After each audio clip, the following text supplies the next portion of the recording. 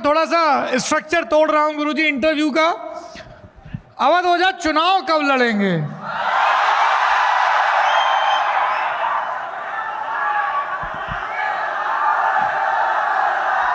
पटना से पर्चा भरेंगे कि गोंडा से भरेंगे?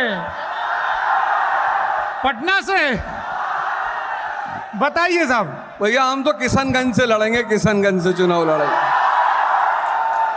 बिहार की जो हमारी सीट होगी वो किशनगंज होगी, किशनगंज से लड़ेंगे। लेकिन 28 में अपनी पार्टी खुद बनाएंगे, अब की बार किसी से कोई वोट की।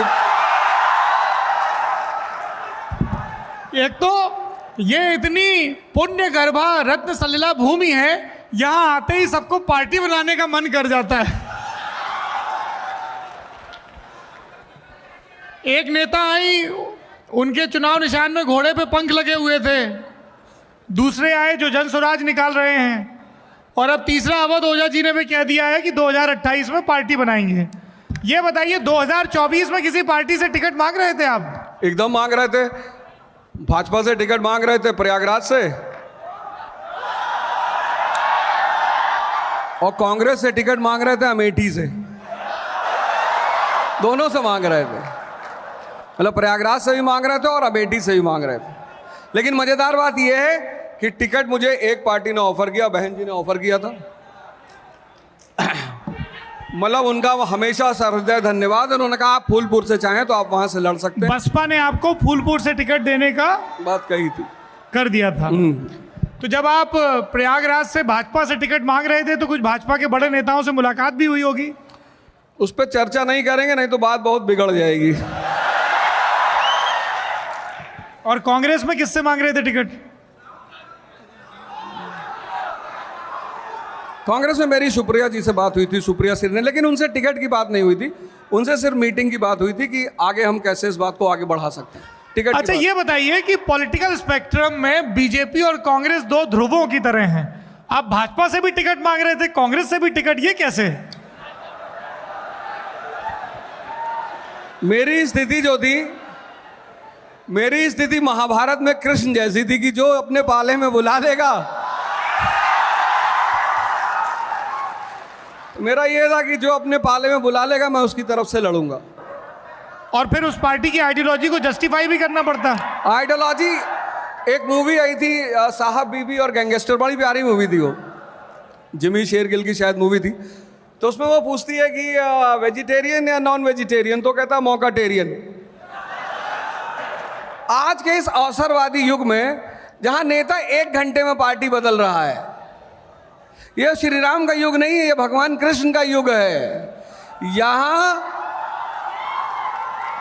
यहां शिखंडी को खड़ा करके ही भीष्म पितामह को मारना पड़ेगा, और कोई रास्ता है नहीं।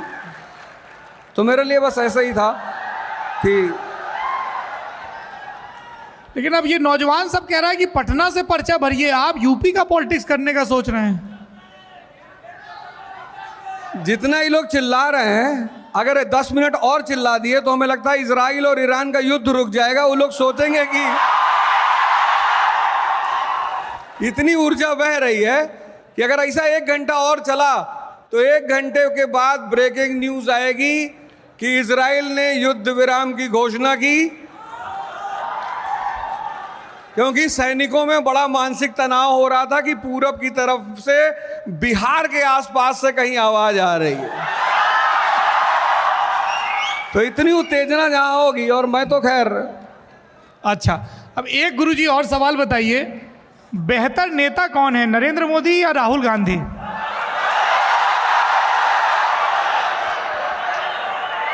बेहतर नेता थे नरेंद्र मोदी, अब राहुल गांधी है। पब्लिक कहेगी कि अब आप कांग्रेस से टिकट मांग रहे हैं। नहीं, मैं टिकट नहीं मांग रहा हूं, लेकिन जिस तरह से उन्होंने मेहनत की है और अपनी जगह बनाई है, और हमारे यूपीएससी के फील्ड में जो भी 95 प्लस पाता है उसका प्री निकल जाता है, और राहुल जी का 99 पे प्री निकल गया है, और 29 में मेंस और 34 में इंटरव्यू प्रधानमंत्री। ऐसा मैं नहीं कह रहा हूं, ऐसी इनकी उत्तेजना कह रही है, ये जो उत्तेजित लोग हैं। और बिहार में नीतीश कुमार या तेजस्वी यादव? तो ये आज या फिर प्रशांत किशोर? नहीं, ये तो बिहार की जनता ही डिसाइड करेगी। ये जिसको